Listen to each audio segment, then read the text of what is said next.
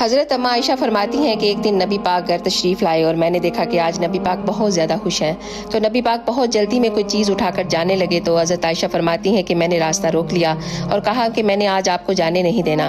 तो आपने फरमाया कि आयशा मेरा कोई इंतज़ार कर रहा है। तो अम्मा आयशा फरमाती हैं कि आप मेरी बात सुने बगैर नहीं जाएंगे। तो हुजूर ने फरमाया अच्छा बताओ क्या बात है। तो हज़रत आयशा ने फरमाया मेरे वालिद हज़रत अबू बकर ने कहा कि आयशा जिस दिन हुजूर को खुश देखो उस दिन उनसे दुआ करवाना। तो नबी ने हाथ उठाए और कहा कि अल्लाह आयशा और अबू बकर को इज्जत वाली जिंदगी अता फरमा, इनका हिसाब क़यामत वाले दिन आसान फरमाना। ए अल्लाह इनको बगैर हिसाब किताब जन्नत अता फरमाना।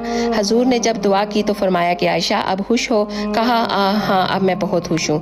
तो हुजूर जाने लगे तो लौट आए और फरमाया कि आयशा मेरी दुआ सुनकर रो रही हो। मुझे कसम है अल्लाह पाक की मैं अपने हर उम्मती के लिए ये दुआ दिन में 2 दफ़ा ज़रूर मांगता हूँ। सुभान अल्लाह। अल्लाह ताला हम सबको अपने नबी के हुक्म पे चलने की तौफीक अता फरमाए। आमीन या रब।